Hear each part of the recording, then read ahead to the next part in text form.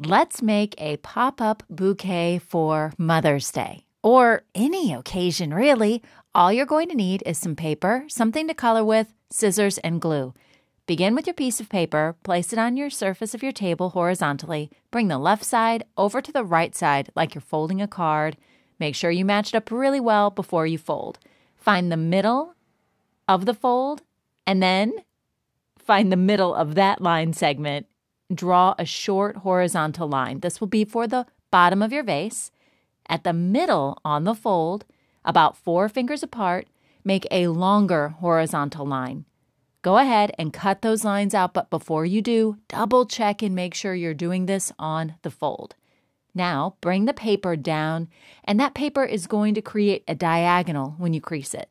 Unfold, flip the paper over, and repeat the same process on the other side, making sure to really press down that crease nice and firmly. I like to do this a couple of times before I open up my card, and then pop out the vase. Pull it out gently, and then fold the card back closed. Now you have a pop-out vase for your bouquet.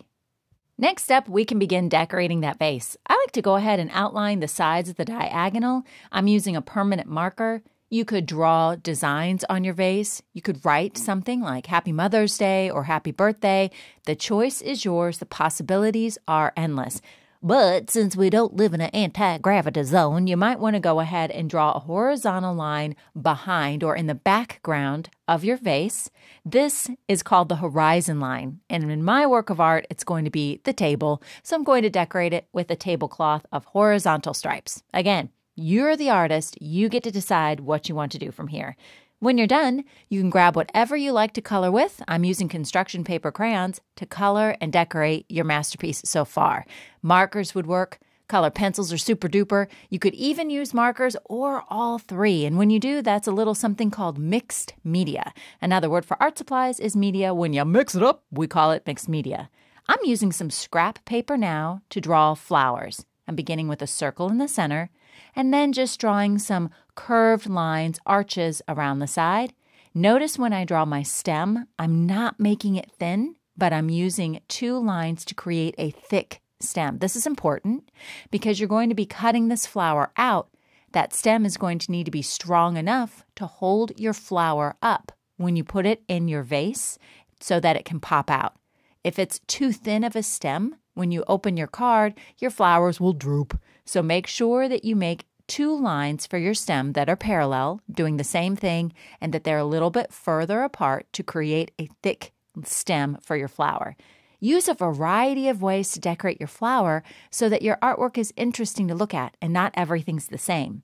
You might have to even look around, go outside, take a peek at some of the flowers that might be growing to get some inspiration. When you're finished with your flowers, then again, you can grab whatever you have on hand to add color, baby, color. I'm using markers for this step. I will be cutting my flowers out from this paper, so as you're coloring, you don't have to worry too much about staying within your lines since you're going to be cutting out that background paper. When you cut, this part took me the longest because there's a lot of different kinds of curved lines to go around. You'll want to do this slowly and carefully so as not to cut off any different parts of your flower. Go ahead, cut out all of your flowers, and when they're finished, now you can start to assemble your masterpiece. Now, here's a little something that I learned when I was assembling my card. It's important that after you place each flower inside of the vase, that you take a moment to close the card and just make sure that the flowers aren't going to bump into each other too much. If they do, they might get a little bit bent. So every time you add one, go ahead, fold the card closed, make sure that the placement's going to work. See what I'm talking about there? You might have to do just a little bit of rearranging before you get them to permanently stay.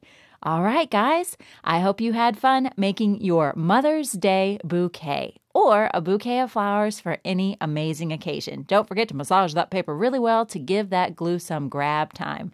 And there you go. I hope you had fun creating your beautiful masterpiece. Thanks, guys.